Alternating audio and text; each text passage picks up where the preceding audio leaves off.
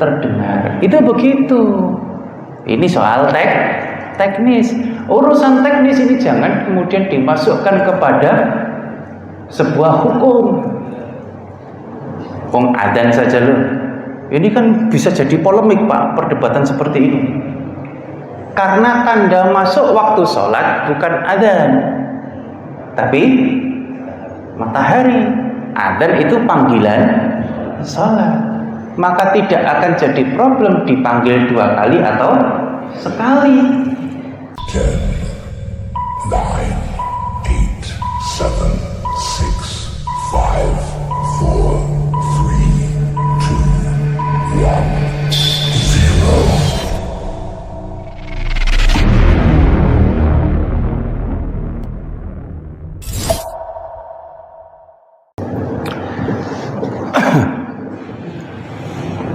Bismillahirrahmanirrahim. Assalamualaikum warahmatullahi wabarakatuh.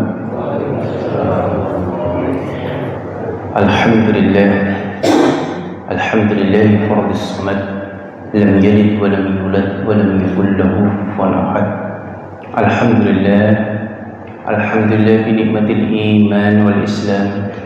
Alhamdulillahilladzi arsala rasulahu bil huda wa dinil haqq liyudhhirahu 'ala ad-dini kullihi wa kafaa billahi shahidan la nabiyya ba'da.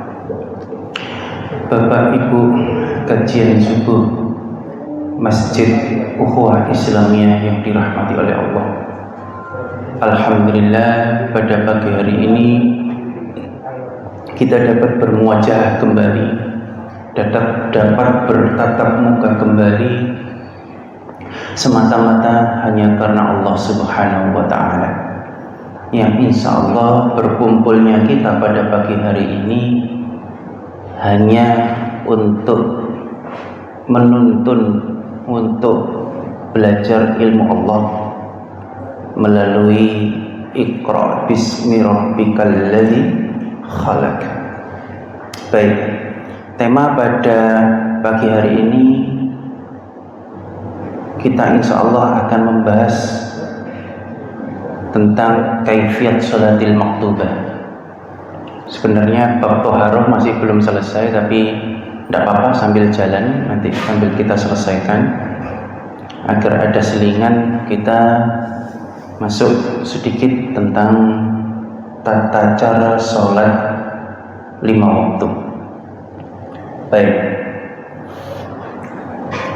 dari kalimat as-sholat, sholat adalah sebuah ketundukan.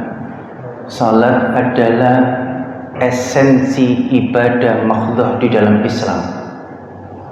Jadi sejak seorang muslim kemudian mengucapkan 2 kalimat syahadat, asyhadu an la ilaha illallah wa asyhadu anna muhammadar rasulullah, maka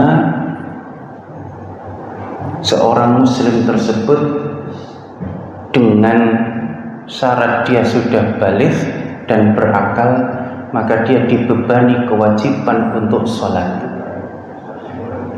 Tentunya setiap perintah sholat di dalam Al-Quran ada beberapa hal yang kemudian secara kaifiyat itu kita berbeda dalam memahaminya. Perbedaan ini hanya sebatas perbedaan furu'iyah. Furu'iyah itu adalah perbedaan cabang di dalam Islam. Selama ada dasar hukumnya, selama ada dalilnya, selama pernah dicontohkan oleh Rasul, itu tidak jadi masalah. Yang jadi problem itu kita mengkreasi sedemikian rupa yang tidak pernah dicontohkan oleh Rasul di dalam ibadah mahdhah. Baik, dalam surah An-Nur ayat 56,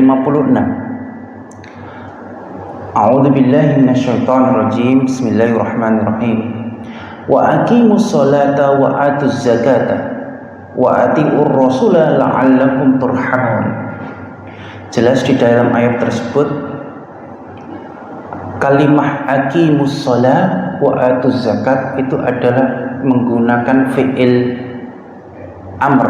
Fi'il amr ini dalam bahasa Arab disebut kata perintah, jelas sekali. Kemudian disambungkan dengan kalimat wati'ur rasulah, dan taatlah engkau kepada Rasul. Artinya secara gamblang Allah kemudian menerangkan di dalam surah An-Nur ayat 56, urusan kemudian tata cara sholat disuruh oleh Allah untuk mencontoh Rasul.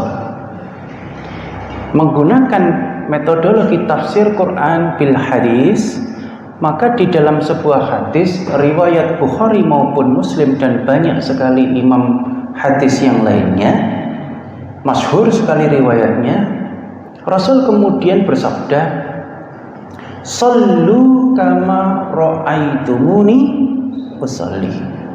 Salatlah kalian semuanya seperti halnya ra'aitumuni, melihat aku salat. Inilah kemudian banyak menyebabkan perbedaan pandang dalam tata cara para sahabat melihat Rasul sholat.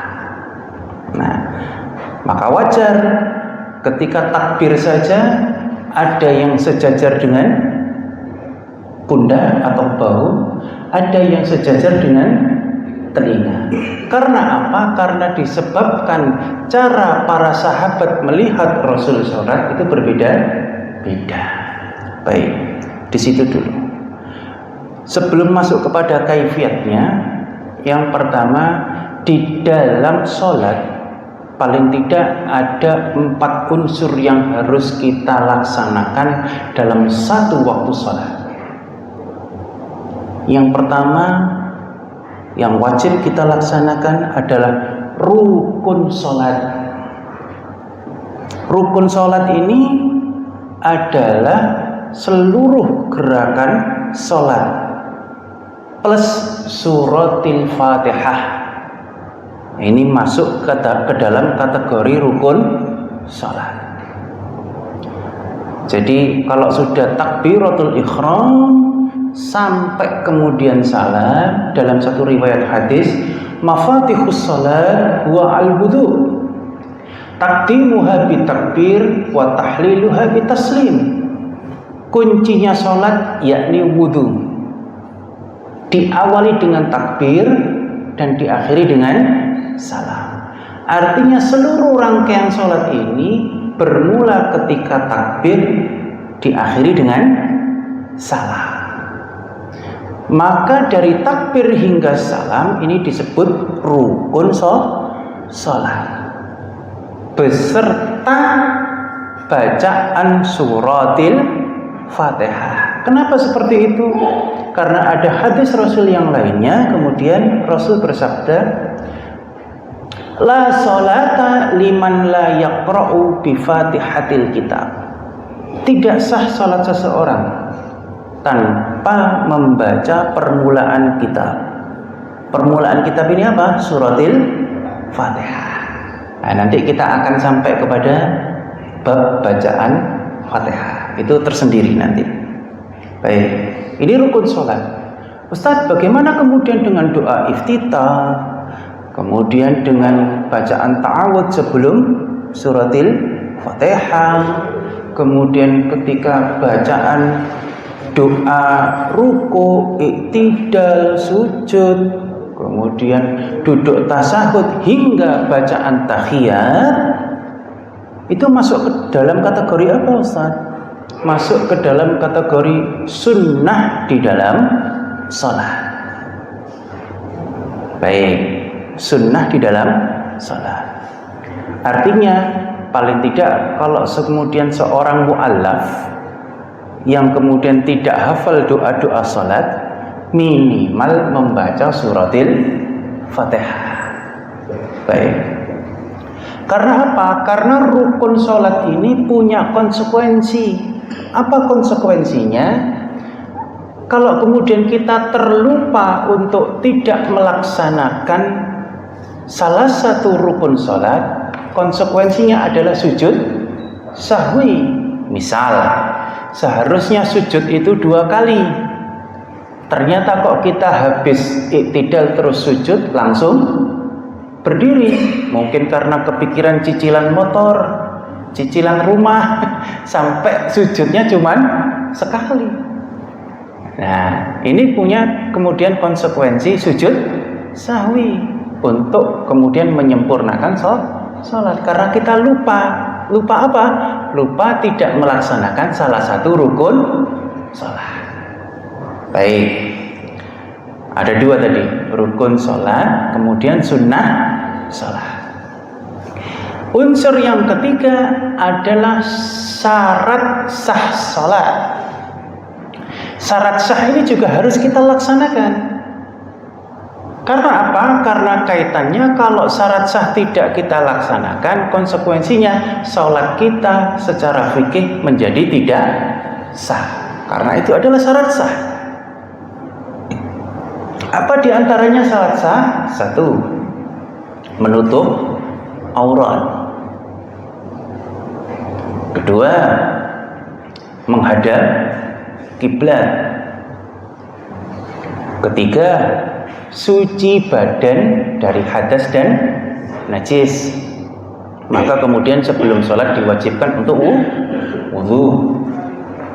Kemudian yang ketiga, suci tempat dari hadas dan najis.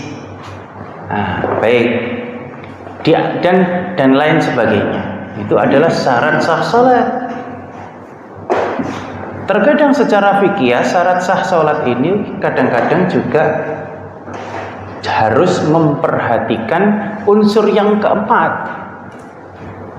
Unsur yang keempat ini apa Bapak Ibu sekalian? Unsur yang keempat adalah adabus sholat. Adab di dalam sholat. Contoh problem fikihnya. Syarat sah sholat diantaranya adalah menutup aurat. Aurat laki-laki dari mana sampai mana Bapak? Aurat laki-laki dari pusar tertutup, nggih. Bukan pusarnya kebuka, enggak. Pusarnya tertutup sampai lutut. Lututnya juga tertutup. Jadi misalkan kalau kemudian seorang laki-laki memakai celana model Jojon itu loh Pak. Masih ingat almarhum Jojon nggih? Pelawak. Nah, itu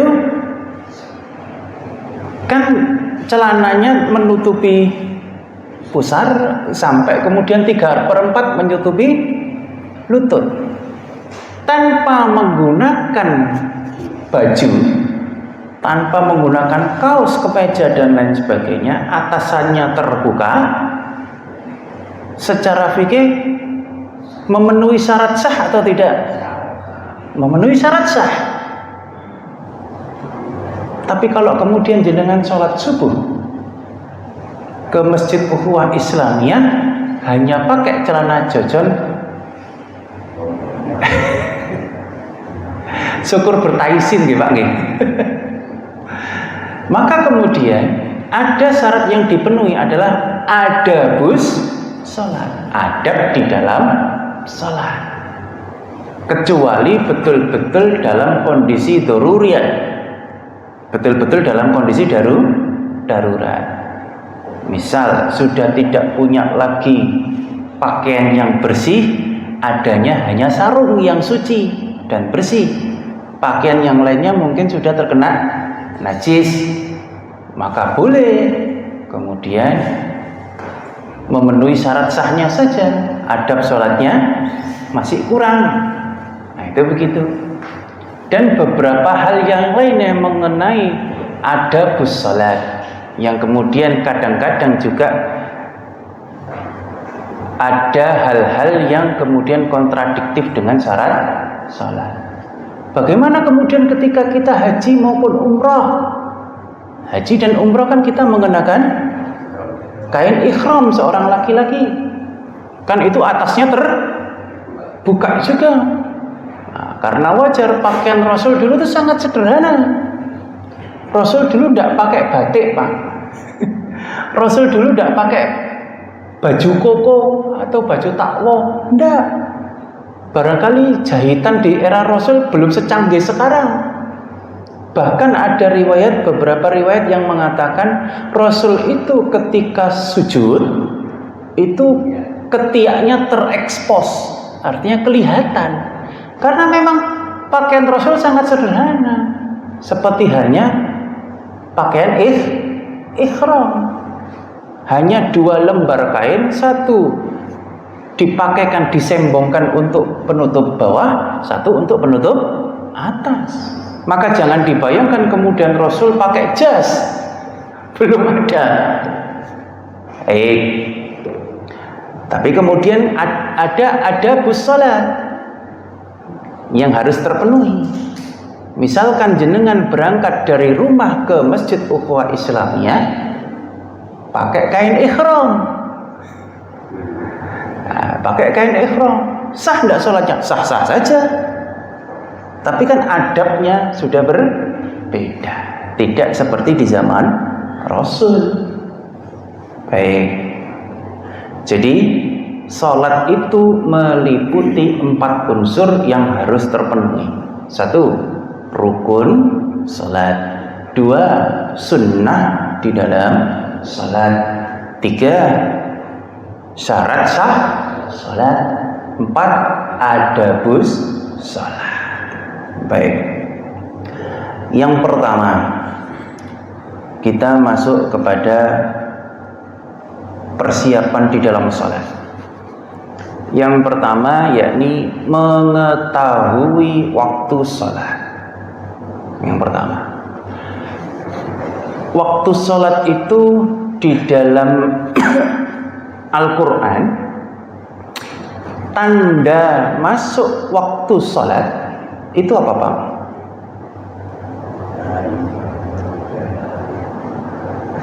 Agar kita tahu di dalam Al-Quran itu, agar kita tahu masuk waktu subuh, masuk waktu zuhur, masuk waktu asar, maghrib dan isya, itu apa tandanya? Matahari. Karena itu kemudian di dalam surah Al-Isra ayat 78 Allah memberi tanda, aqimis sholata lidulukis samsi ila ghasakil laili wa qur'anal fajri inna qur'anal fajri kana mashuda. Ini salah satu tandanya. Dirikanlah sholat dari sesudah matahari tergelincir sampai gelap malam, dan dirikanlah pula sholat subuh, sesungguhnya sholat subuh itu disaksikan oleh malaikat. Di sini ada kalimat liduluki samsi ila ghasakil lail. Liduluki samsi, mulai dari terbitnya atau tergelincirnya matahari. Maka tanda waktu masuk sholat itu bukan adzan. Adzan ini adalah an-nida, panggilan sholat. Maka kemudian di dalam kalimat adzan ada yang namanya hayya alas salat. Marilah kita sholat. Adzan itu fungsinya panggilan untuk sholat. Tanda waktu masuk sholat adalah matahari di dalam Al-Quran. Coba kita ingat di dalam Al-Quran, kalau kemudian terbit benang putih di ufuk timur disebut fajar shadiq. Fajar shadiq ini tanda masuk waktu subuh. Kalau kemudian matahari tepat di atas kepala, maka ini disebut waktu zuhur. Kalau matahari kemudian menyongsong sedikit ke arah barat, disebut asar. Kalau kemudian tenggelam muncul benang merah di ufuk barat, itu disebut maghrib. Benang merah hilang dan gelap gulita disebut isya. Maka wajar waktu isya paling panjang di antara 4 sholat yang lain, dari habis maghrib sampai menjelang fajar shadiq. Nah, baik, mengetahui waktu sholat. Bagaimana kemudian kok bisa muncul waktu subuh jam 4 kurang 10 misal, waktu zuhur jam berapa zuhur itu? Sekarang 11.35 misal 11.35 kok bisa muncul begitu? Itu dari ijtihad ulama menggunakan metodologi tafsir Quran bil aqli, menafsirkan Al-Quran dengan akal. Muncullah ilmu falak, muncul ilmu hisab. Dalam ilmu falak dan hisab kemudian dihitung, kemudian waktu subuh itu sekian derajat lintang utara, lintang selatan, bujur timur, bujur barat, sekian derajat dikonversi ke dalam waktu jam. Ketemunya misalkan jam 3.50 misal. Nah, itu dari hasil ijtihad. Ini sekaligus memudahkan umat Islam yang sekarang umat Islam itu tersebar di seluruh penjuru dunia, tidak hanya di Mekah dan Madinah. Dulu di era Rasul umat Islam itu kan hanya di Mekah dan Madinah, simple. Maka kemudian Bilal cukup menancapkan tongkat sepanjang 2 hasta menjadi jam matahari itu. Itu di era Rasul. Wajar, mudah sekali. Apalagi saat itu di era Rasul Mekah dan Madinah itu panas terik, mataharinya itu jarang mendung, gampang saja. Nah sekarang kalau kemudian umat Islam ada di kutub utara, ada di Alaska, ada di penjuru dunia macam-macam itu. Iya, kita yang hidup di Indonesia, ini kan kemudian wajar-wajar saja. Insya Allah Indonesia itu kan kemudian dilewati garis khatulistiwa. Seluruh negara yang dilewati garis khatulistiwa, belahan tengah bumi ini, itu waktunya normal-normal saja, stagnan. Karena kita hanya mengalami 3 musim. Ini Pak, 3 musim. 3 atau 2? 3 Pak. Musim kemarau, musim hujan, sama musim kawin Pak. Kalau bulan Syawal itu kan, waduh, teror di mana-mana itu. Kalau di desa-desa itu, mendung jalan sini mendung. Nggak guyon, 2 musim ya, kemarau dan hujan. Bagaimana dengan negara-negara di belahan bumi bagian yang lainnya yang mengalami 4 musim? Ada tambahan musim gugur, musim semi, dan lain sebagainya. Contoh misalkan di kutub utara sana, di Eskimo sana, orang-orang Eskimo yang mungkin juga ada yang orang Islam di sana, atau orang Indonesia yang bekerja di sana. Di sana itu konon ketemu matahari itu sebulan itu sekali. Ketemu matahari. Mungkin kalau orang Sekardangan sini nggak ketemu matahari, bingung jemur pakaian Pak, nggak kering-kering. Nah itu orang Eskimo sana tuh nggak pernah ketemu matahari, sebulan cuma sekali.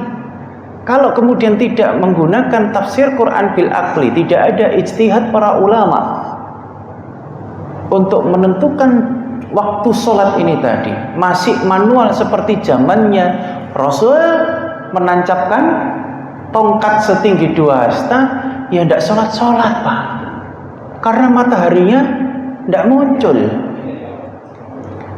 Maka kemudian kalau 30 hari yang mampu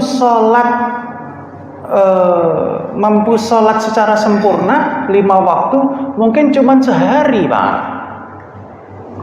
Yang 29 hari bagaimana Ustaz? Yang 29 hari Isa tok bendino. Kan akhirnya begitu.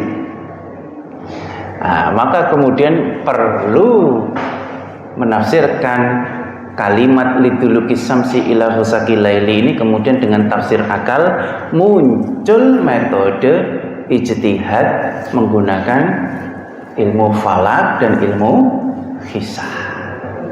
Itu pentingnya mengetahui masuknya waktu sholat. Baik, kemudian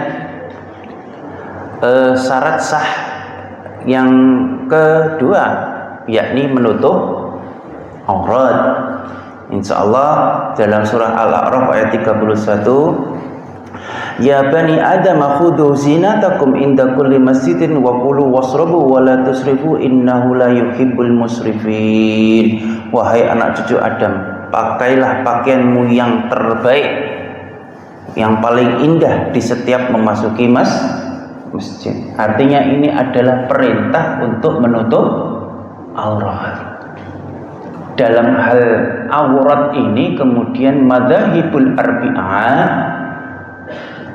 arbi'ah itu siapa saja Pak? Yang paling sepuh Imam Hanafi, kemudian Imam Malik. Imam Malik punya murid namanya Imam Syafi'i. Imam Syafi'i punya teman seperguruan sekaligus muridnya namanya Imam Hambali. 4 imam madhab ini yang sekarang banyak dijadikan dasar hukum fikih mempunyai pendapat yang berbeda-beda dengan dalil yang juga berbeda. Contoh, imam yang lain selain Imam Syafi'i itu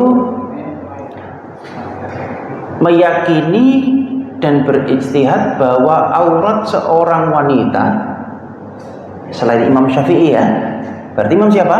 Hanafi, Maliki dan Hambali. Aurat perempuan itu selain wajah dan telapak tangan. Wajah dan telapak tangan. Sedangkan Imam Syafi'i, khususan ulama Syafi'iyah, ulama Syafi'iyah ini adalah para ulama pengikut faham Imam Syafi'i. Itu juga ada yang berpendapat bahwa wajah itu termasuk aurat wanita.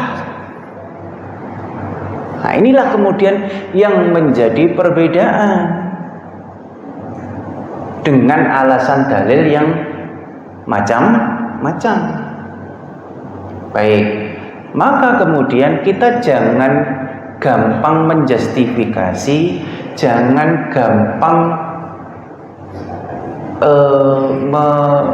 menjustifikasi, menghakimi bahwa orang yang bercadar itu dulu kan cenderung teroris dan lain sebagainya.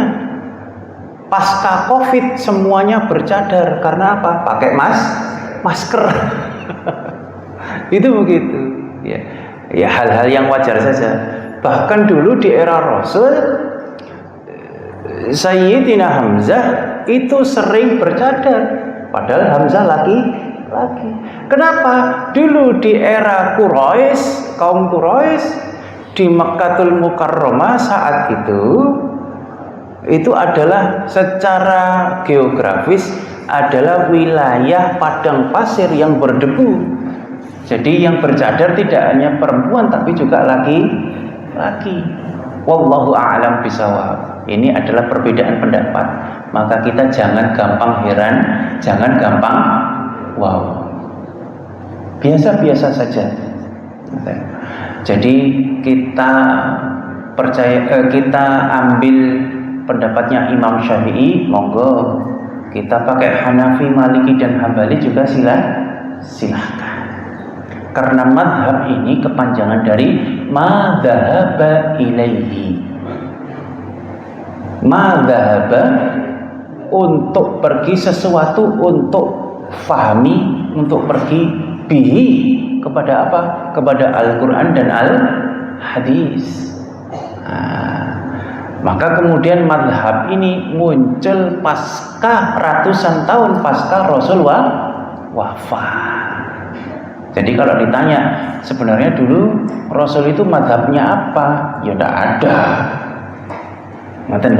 Hanya saja madhab ini para imam besar Hanafi, Maliki, Syafi'i dan Hambali membuat metode sedemikian rupa untuk mempermudah memahami Al-Quran dan hadis. Yang namanya metode itu alat. Yang namanya alat itu harus dipergunakan sebagaimana fungsinya. Kalau jenengan mau minum, ya pakai gelas. Kalau jenengan mau WA, telepon, SMS, ya pakai HP. Jangan dibalik. Nelpon pakai gelas, minum pakai HP. Tidak sesuai fungsinya. Maka itu yang kemudian dalam memahami problematika fikih kita harus mencermati dengan bijaksana. Baik, saya tidak akan masuk kepada ranah perbedaan fikih. Syarat sah yang ketiga, yakni suci badan dan pakaian serta tempat untuk sholat dari hadas dan najis. Nah, dalam surah Al-Mudaththir ayat 4 Allah berfirman, "Wasiyabaka fatahhir," dan bersihkanlah pakaianmu. Jelas perintahnya. Ada lagi hadis yang diriwayatkan oleh Imam Ahmad. An Jabir ibni Samurah qala sa'ala rajulun Rasulullah sallallahu alaihi wasallam. Dari Jabir ibnu Samurah, ia berkata, ada seorang lelaki bertanya kepada Rasulullah sallallahu alaihi wasallam, "Usalli fi saubi alladhi ati fihi ahli." Qala, "Na'am, illa an tara fihi syai'an fataghsilahu." Apakah aku boleh ya Rasul sholat dengan pakaian yang aku pakai ketika berhubungan badan dengan istriku? Pakaian habis dipakai berhubungan badan dengan istri.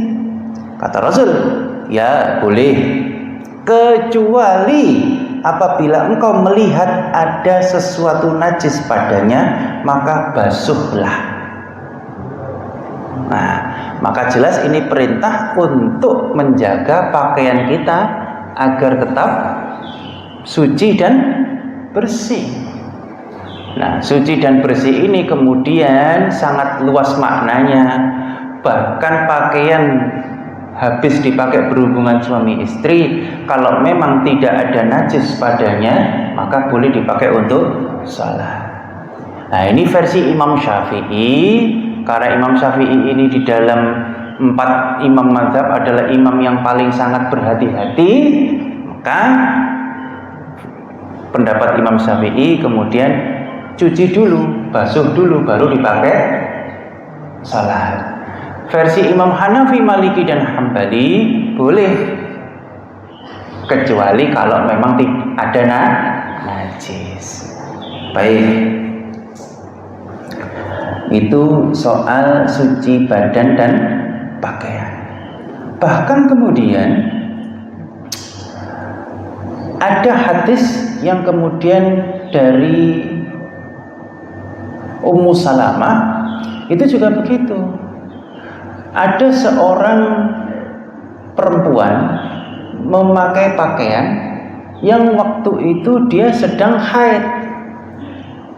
Coba dianalisa hadisnya, karena ketika di era Rasul, perempuan haid itu belum ada belum ada pampesnya, belum ada pembalut di era Rasul. Dan haid itu adalah suatu kondisi yang tidak bisa dikontrol seperti buang air kecil. Jadi ibu-ibu itu kalau haid kan tidak bisa. Waktu mau haid terus kerasa mau keluar, nanti dulu wis dimpet dhisik, kan tidak bisa, Bu, nggih? Tidak bisa. Di era Rasul maka banyak kemudian yang ngecap itu di pakaian para perempuan ketika haid. Ditanyalah kemudian, salah satunya Ummu Salamah istri Rasul tanya kepada Rasul, bagaimana kemudian kalau ada seseorang yang tanya kepada Ummu Salamah tanya kepada Rasul. Dia cuma punya pakaian satu-satunya, yaitu darah haid ini. Bagaimana kemudian? Apakah kemudian dia melepas? Kalau melepas punya potensi mengekspos auratnya karena cuma pakai pakaian itu saja yang punya. Kata Rasul kemudian, iksil saubaki. Jadi kata Rasul kemudian, basuhlah napa? Pakaian yang kena darah haid itu dengan air yang suci dan bersih.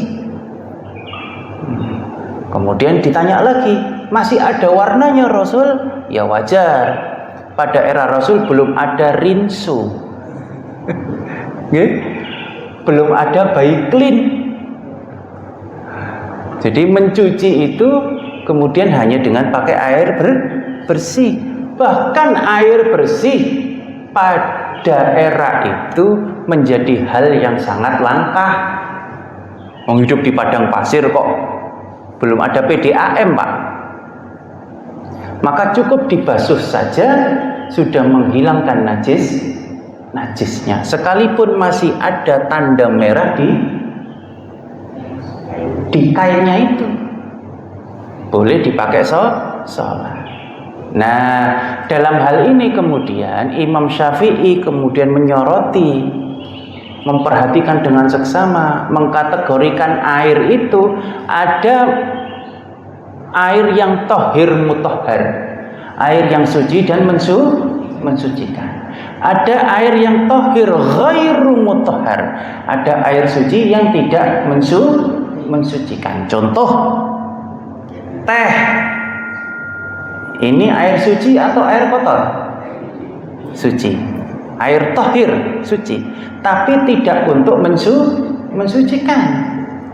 Contoh air putih. Air putih ini air tohir suci. Bisa tidak untuk bersuci? Bisa. Maka jenengan pilihannya kalau wudhu pakai air yang tohir mutahhar, jangan pakai air teh. Pliket kabeh, Pak. Apalagi wudhunya pakai kopi, wah sedep wes. Nah, bahkan Imam Syafi'i kemudian mengkategorikan air itu ada ma'un mustakmal, ada ma'un ghairu mustakmal. Nah, ini yang di bab toharo belum nyampe situ, kita bahas juga, kita singgung. Air mustakmal itu apa? Air yang sudah terpakai, itu tidak boleh lagi dipakai untuk bersuci. Hanya di mazhab Syafi'i. Mazhab yang lainnya tidak ada. Misal dalam sebuah ember, dalam sebuah ember. Biasanya di masjid-masjid yang sepuh itu, yang lama-lama itu, di pondok-pondok itu, orang kan kalau wudhu kemudian ada kolah yang besar nih, kayak kolam gitu.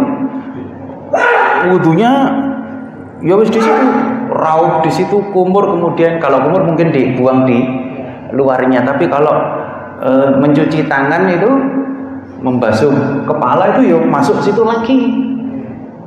Nah, itu kan biasanya gitu. Di Pasuruan, Sidogiri itu banyak masih masjid-masjid yang seperti itu. Nah, versi Imam Syafi'i itu masuk air mustakmal, air yang sudah terpakai. Versi Imam Syafi'i itu tidak boleh dipakai kembali untuk bersuci, karena mustakmal, karena sudah terpakai. Makanya kemudian dalam mazhab Syafi'i itu ada istilah air yang mengalir, misalkan keran dan lain sebagainya, itu begitu, air yang boleh dipakai untuk bersuci dalam mazhab Syafi'i.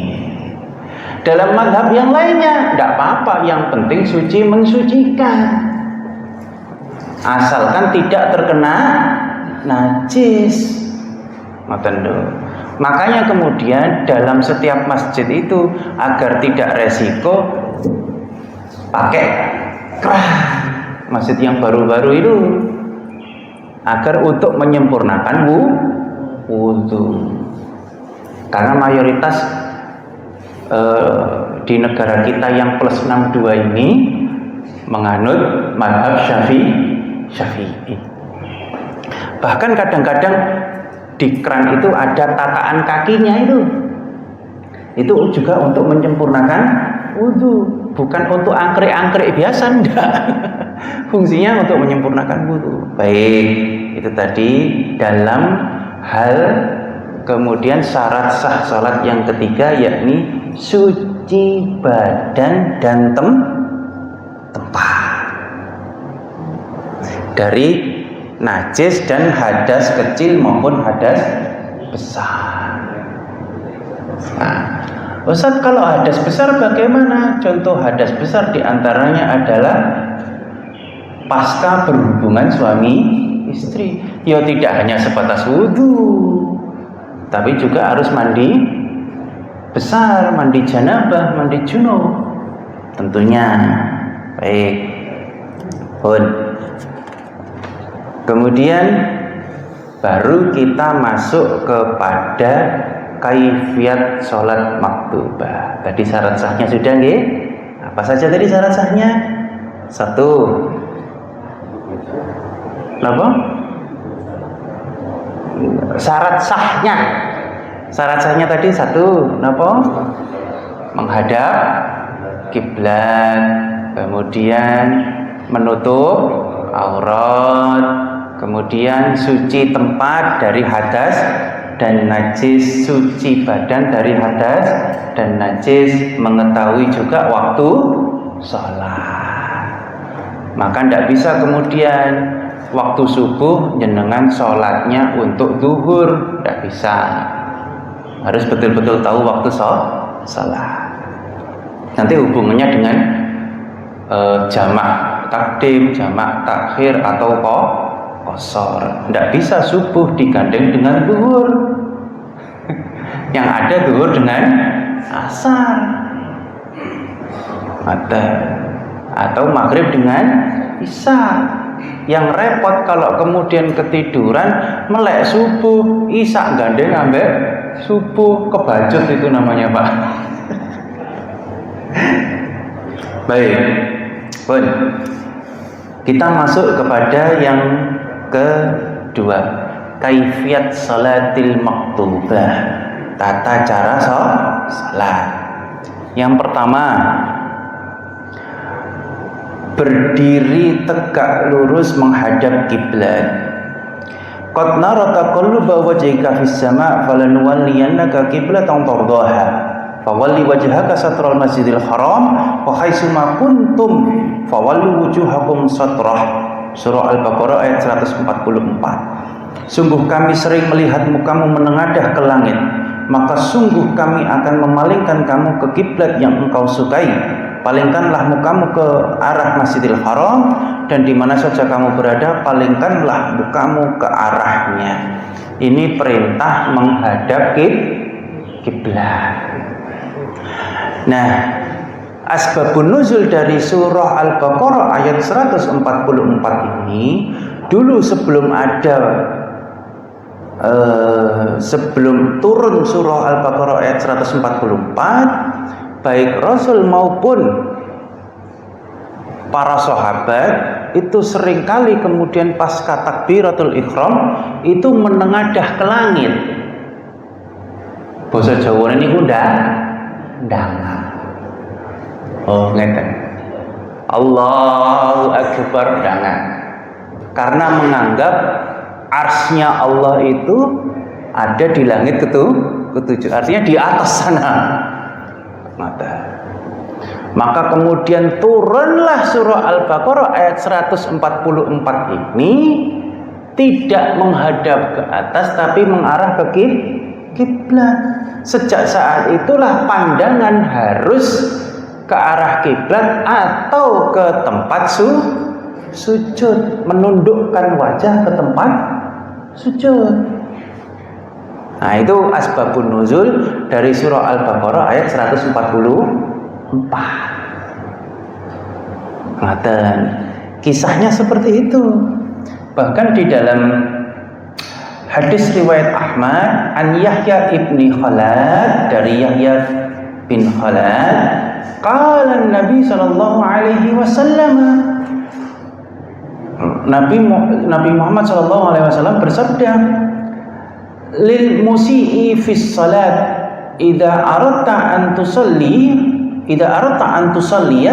fatawadda fa ahsin wudu'aka summa istaqbilil qiblata summa fakabbir. Apabila engkau hendak salat, maka berwudulah dengan baik, kemudian menghadaplah ke kiblat, lalu bertakbir. Ini perintah menghadap kiblat. Baik. Kemudian kiblat tadi itu kan pada waktu itu kan diminta biaya di masjid Klaten, ya kan Pak? Itu meletakkan mana? Loh nggih, Pak. Dulu kan begini kisahnya. Jadi kita bahas mengenai kiblat ini sekarang. Awal mula kiblat sejak zaman Adam itu adalah Ka'bah. Jadi Ka'bah ini jangan disalahpahami, ada setelah diperintahkan Nabi Ibrahim oleh Allah untuk membangun Ka'bah. Tidak. Ka'bah ini sejatinya ada sebelum manusia ada sebenarnya. Di era Nuh itu kan ada bencana banjir. Kemudian Ka'bah ini tinggal fondasinya saja. Nah, maka kemudian di era itu banyak klaim. Memang di Al-Quran juga dikisahkan sejak kemudian itu di era Nuh ada anak turun Nuh itu kemudian menghuni Kan'an. Kan'an ini mana Kan'an ini? Kan'an itu sekarang disebut Palestina. Di situ kemudian terbangunlah yang disebut Baitul Maqdis. Kompleks Baitul Maqdis atau Al-Aqsa. Al-Aqsa itu kompleks, Pak. Nama kompleks. Nah, ada 5 masjid di situ. Kalau jenengan kemudian melihat foto-foto Palestina itu ada kubah emas itu bukan Masjidil Aqsa. Yang foto kubah emas itu bukan. Ya, yang Masjidil Aqsa itu ada di sebelah baratnya, jauh lebih kecil dari velodrome itu. Baik. Yang kemudian disebut Baitul Maqdis itu satu kompleks. Nah, baik. Itu kemudian dialihkan kiblat umat Islam itu ke Masjidil Aqsa. Artinya perintah sholat itu tidak hanya di era Rasul, tidak di era Muhammad, Nabi Muhammad. Sudah ada sholat, tidak tahu kaifiahnya seperti apa, kan tidak diceritakan dalam Al-Quran. Jadi perintah menghadap kiblat itu. Maka di era Nabi Muhammad, saat di Masjid Kiblatan itu fawalli wajhaka, untuk memalingkan wajah, artinya dari Masjidil Aqsa ke Masjidil Haram. Nah, itu kemudian ada perintah untuk mengembalikan kiblatnya umat kembali kepada Masjidil Haram. Nah, itu surah Al-Baqarah ayat 144 itu rentetannya itu mulai dari 140 sampai 150-an sekian itu cerita tentang pemindahan arah kiblat. Lah, itu sekaligus sebagai filter apa? Filter umat yang betul-betul beriman, karena sudah saking cintanya kepada Masjidil Aqsa. Disuruh berpaling ke Masjidil Haram, mau apa enggak? Nah, orang-orang Yahudi, orang-orang Nasrani enggak mau. Bahkan menganggap Nabi Muhammad orang yang kurang sa'senda bahkan. Itu begitu, Pak. Ceritanya tentang pemindahan kiblat. Baik. Bahkan kemudian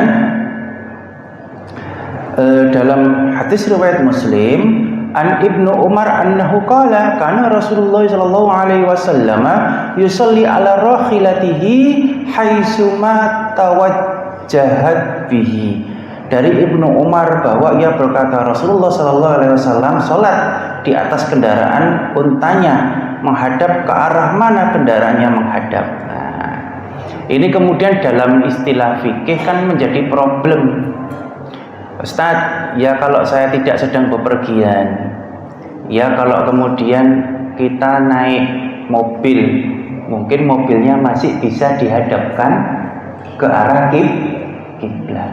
Lah naik kereta, Pak, mosok kereta ini didepno arah kiblat keluar dari rel nanti, atau kemudian naik pesawat, mosok bisi pilot, kapten, tolong dihadapkan ke kiblat sebentar saja 5 menit, yus nyasar berapa ribu kilometer sudah. Nah, ini kemudian Rasul ketika berkendara pakai unta itu kemudian tetap sholat kemana arah untanya itu jalan. Nah, ini disebut dalam istilah fikih dalam kondisi uzur. Uzur itu kemudian ada rukhsahnya, ada diskonnya. Tapi setiap diskon itu tidak mungkin cuma-cuma, ada syarat dan ketentuan berlaku.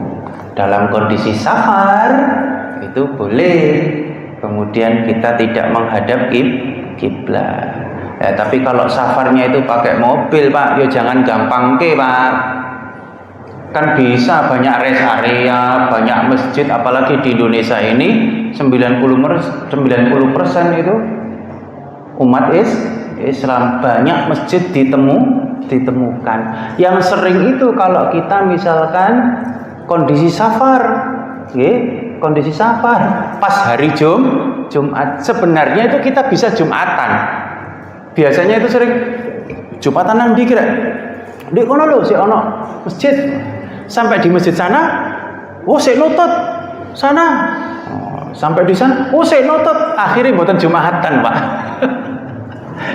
Setelah ndak Jumatan, dengan mudahnya musafir kok, Pak Popo. Ini bahaya ini, hal-hal yang seperti ini bahaya.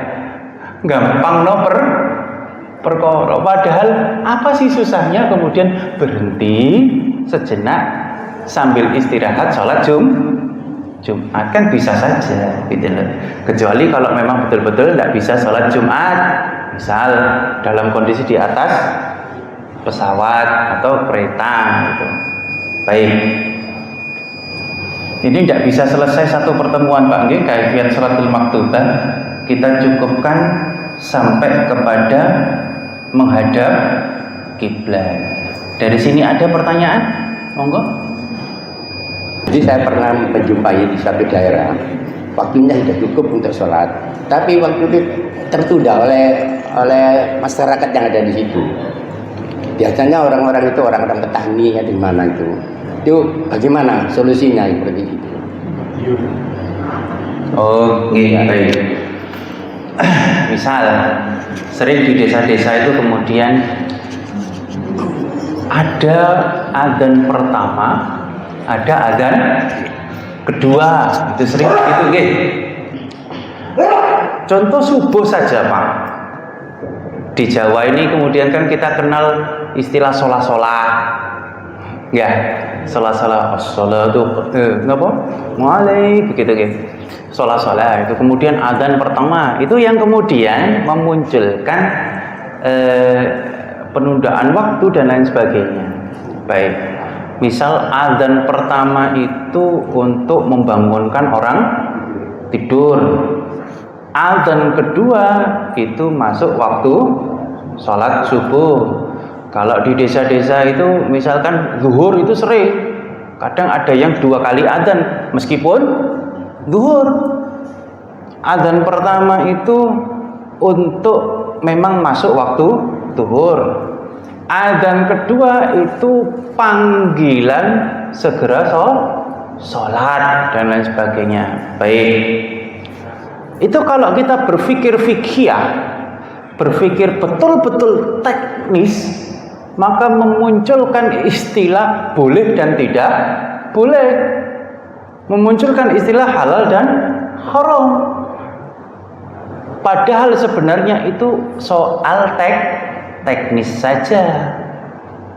Dan itu pernah memang dilakukan oleh Bilal. Wajar saat itu Bilal tidak pakai toa, Pak. Bilal tidak pakai mikrofon. Paham nggih? Bilal itu hanya naik ke bangunan tertinggi atau naik ke pohon kurma terus azan. Yang kemampuan suara Bilal itu tidak sekeras toa. Paham maksud saya nggih? Itu tidak sekeras toa. Maka memang pernah Bilal azan dua kali, bahkan tidak hanya saat subuh. Saat sholat Jumat itu pernah azan 2 kali. Memang untuk memanggil umat, barangkali yang tadi kedengaran, yang tadi tidak terdengar, harapannya yang kedua terdengar. Itu begitu. Ini soal teknis. Urusan teknis ini jangan kemudian dimasukkan kepada sebuah hukum. Wong adzan saja loh. Ini kan bisa jadi polemik, Pak, perdebatan seperti ini. Karena tanda masuk waktu sholat bukan adzan, tapi matahari. Adzan itu panggilan sholat.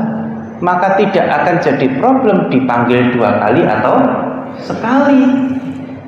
Ngeten. Bahkan kemudian kalau Jumatan itu pangapunten, Pak.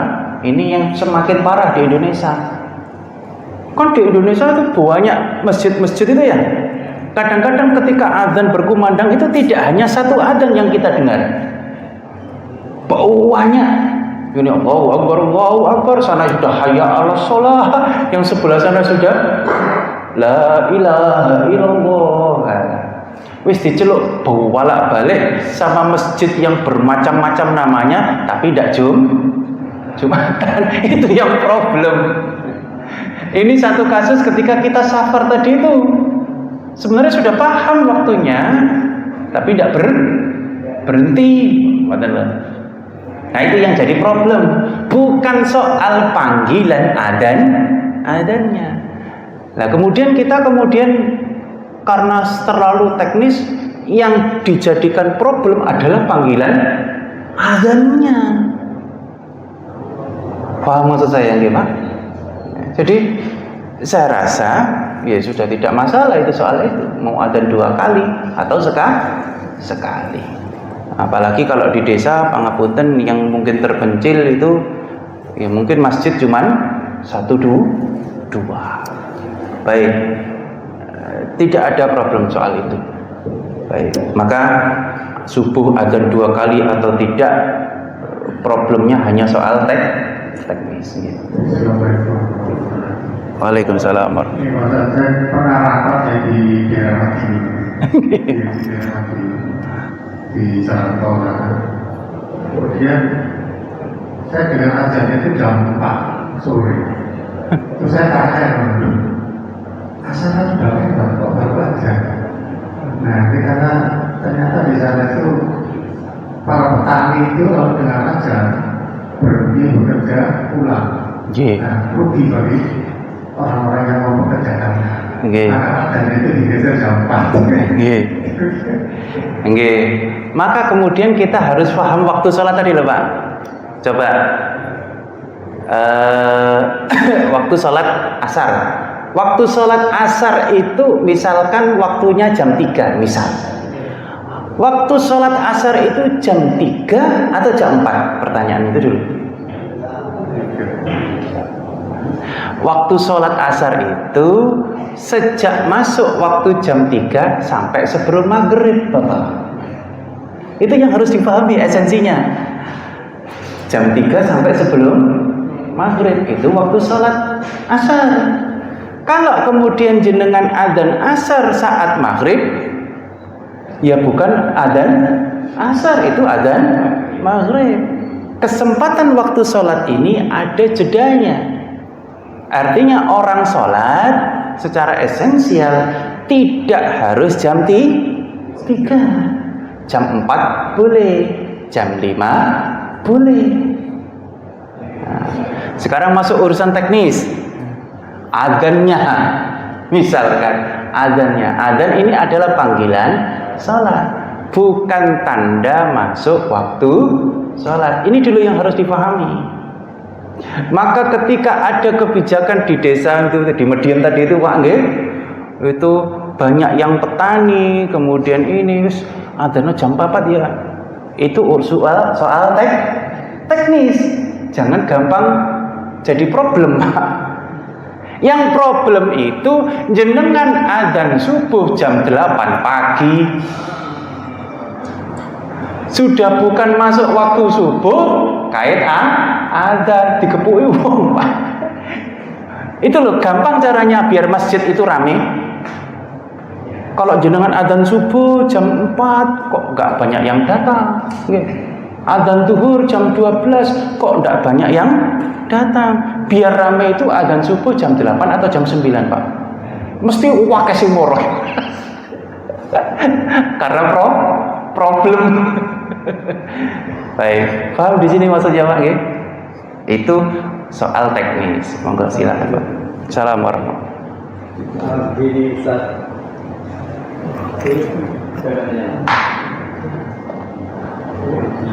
biasanya kalau sholat sendirian, itu kadang-kadang kekurangan khususnya kurang. Nah itu kadang-kadang kita itu merasa tidak puas dalam sholat sendiri. Itu apakah diulangi lagi supaya puas atau hanya sudah kami? Baik. Dalam kaifiat salat itu berakhir, diawali dengan takbir, diakhiri dengan salam. Baik. Ini kemudian masuk tips and trick agar salatnya khusyuk. Dalam istilah salat ada kalimat tumak ninah. Di hadisnya kemudian Rasul berkata, fatma'inna qa'iman, fatma'inna raki'an, fatma'inna jalisan, fatma'inna syajidan, kata Rasul. Ada kalimat tumak-ninah. Secara teknis yang dimaksud fatma'inna oleh Rasul ini kemudian kalau sujud kamu harus betul-betul sujud. Kalau ruku harus betul-betul ruku. Kalau berdiri harus betul-betul berdiri. Artinya kalau jenengan ingin khusyuk sholatnya, tidak ada istilah sholat culi. Paham maksudnya sholat culi Pak? Allahu Akbar, Allahu Akbar dan sebagainya itu. Sudahlah, hakul yakin kalau sholat yang ekspres itu susah khusyuk Pak, tidak bisa. Mau munfarid atau berjamaah. Justru kesempatan kita untuk betul-betul sholat merasa khusyuk itu justru ketika munfarid. Kenapa? Godaannya tidak banyak Pak. Kalau kemudian sholat jamaah kan godaannya lebih besar. Oleh karena itu kemudian oleh Rasul pernah digambarkan sholat berjamaah itu ganjarannya itu 17 derajat, lebih besar karena godaannya juga lebih besar. Bayangkan jenengan sholat jamaah, Allahu Akbar, baca Fatihah imamnya. Begitu imamnya baca yang surat bukan dari juz amma Pak. Begitu wah itu kana rombukan suwe. Pernah merasa begitu? Iya. Itu sudah ada godaan. Itulah kemudian fungsinya syaitan. Yuwaswisu fi sudurin nas. Karena sholat jamaah itu potensi godaannya lebih besar, oleh Allah diganjar pahala lebih besar. Ayo Pak, coba sekarang jenengan punya problem, punya masalah segudang, wis pokoknya mentok minta tolong sama siapa saja nggak bisa, mentok. Jenengan sholat jamaah di Masjid MUI, Masjid Ukhuwah Islamiyah. Biasanya kan orang kan menangis nih kalau sudah banyak masalah sholat bisa nangis. Sholat jamaah jenengan nangis sengguk-sengguk bisa kan? Kecil kemungkinan. Beda dengan sholat munfarid, ketika jenengan bangun di tengah malam, jenengan sujud setengah jam bisa Pak. Karena tidak ada potensi batal sholat kecuali ketut. Kalau kemudian sholat berjamaah, jenengan banyak masalah, tanggal tuwek gak nyekel duit, akeh utang, sujud terus nangis sengguk-senjuk, jenengan masih sujud, imam sudah berdiri. Ada potensi batal tidak sholat berjamaahnya? Ada. Bagaimana tipsnya agar sholat kita khusyuk? Satu, menancapkan niat. Dalam kitab Ihya Ulumuddin, Imam Al-Ghazali mengatakan orang ketika takbir itu syarat sholat sah. Ketika takbir itu sudah lupa urusan dunia. Bahasanya Sunan Kalijaga itu ketika takbir madep mantep marang Gusti Allah. Ini sawangannya gampang tapi angel loh Pak. Ketika takbir itu sudah Allahu Akbar, sudah wifi-nya ini sudah connect langsung dengan Lauhil Mahfuz. Ini kalau orang tidak bersih hatinya, tidak suci badan dan tempat dari hadas dan najis itu sulit. Kadang-kadang pangapunten nek tanggal tuwek Allahu Akbar, waduh meni wayahe ngebayar cicilan gurung oleh duit. Atau kadang-kadang ibu-ibu itu yang sering itu Allahu Akbar, gurung tak pateni panci gitu. Allahu Akbar, hujan grodok, waduh memean gurung tak entasi. Nah itu ciri-ciri orang yang sudah sholatnya tidak khusyuk. Latihan sholat khusyuk justru bangun tengah malam, sepertiga malam, sholat tahajud. Kalau jenengan sholat sudah bisa nangis ketika sujud, nah itu definisi sholat khusyuk. Entah sujudnya itu nangisnya karena banyak masalah, wallahu a'lam bishawab.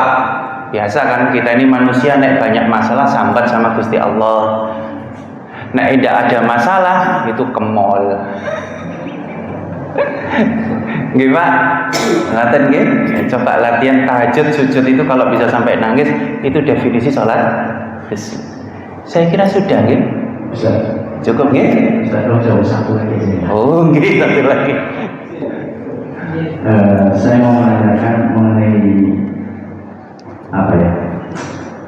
Menanggapi dalam hal kita bermasak. Suatu misalnya kita mau masalah sholat tadi Ustaz, karena memang kita ada beberapa tadi bermasak dan menyikapi sholat Ustaz. Apabila seseorang itu tidak ada konsistensi itu kira-kira gimana Ustaz dalam bermasak? Suatu misal, karena tadi suatu saat kita ikuti yang bermasak tapi di sisi lain dalam menyikapi hal bermanfaat ambang atau yang lain seperti itu Ustaz. Baik. Pertanyaan jenengan itu pernah saya tanyakan di semester kedua kepada Syekh Ali Gum'a di dalam kelas di Al-Azhar. Saya tanya kepada Syekh Ali Gum'a. Bahkan saya pernah juga diajar oleh Syekh Wahbah Zuhaili di kelas, ya karena memang universitas gitu. Bukan karena memang betul-betul berguru seperti bersanad. Tidak. Baik. Pernah saya tanyakan itu. Jawaban mereka berdua itu betul-betul luar biasa. Kalau kemudian saya Ali Gum'a, soal madhab itu adalah pilihan. Perihal konsistensi dan inkonsistensi itu soal keadaan. Nah, saya rangkum begitu jawaban mereka berdua. Apalagi Syekh Wahbah Zuhaili semakin sangat teknis. Contoh, ketika sholat kita bermadhab Syafi'i. Ketika urusan toharo, kadang-kadang kita Hanafi. Contoh, Imam Syafi'i pernah saya bahas di sini. Imam Syafi'i itu kan dalam surah Al-Maidah ayat 6, lamastumun nisa, bersentuhan kulit dengan wanita yang bukan mahramnya, batal wudunya. Dalam hal itu ketika tawaf kemudian rasanya sangat sulit kalau kita menerapkan mazhabnya Imam Syafi'i. Karena yang laki-laki ini pakai ihram, terbuka separuh, potensi untuk bergesekan kulit dengan wanita yang bukan mahram itu 99% mungkin. Seandainya kita ngotot pakai Imam Syafi'i dalam kondisi itu, rasanya tidak tawaf-tawaf kita, Pak. Labbaik Allahumma labbaik, aduh kesenggol wudu. Jangan paham kan? Jarak antara Ka'bah dengan toilet di Masjidil Haram itu mungkin 500 meteran sendiri. PP 1 kilo. Andai kan jenengan batal 7 kali, wudu 7 kali, sudah berapa kilo, Pak? Nah, dalam hal begitu kemudian ya tidak ada masalah, kemudian kita pakai mazhab Hanafi. Nah, baik, maka soal mazhab kita pilih yang mana itu pilihan. Soal inkonsistensi terhadap sebuah mazhab itu keadaan, dan itu sah-sah saja karena mazhab itu Allah. Dan tidak perlu kemudian kita memodifikasi sedemikian rupa yang seperti halnya pangapunten sangat ini terjadi.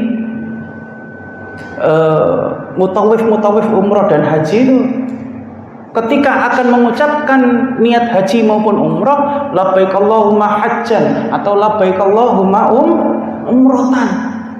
Pangapunten, saya yang agak tidak cocok secara pribadi itu kemudian disisipkan niat tambahan. Apa niatnya? Karena kita ini mayoritas Syafi'i ya di sini.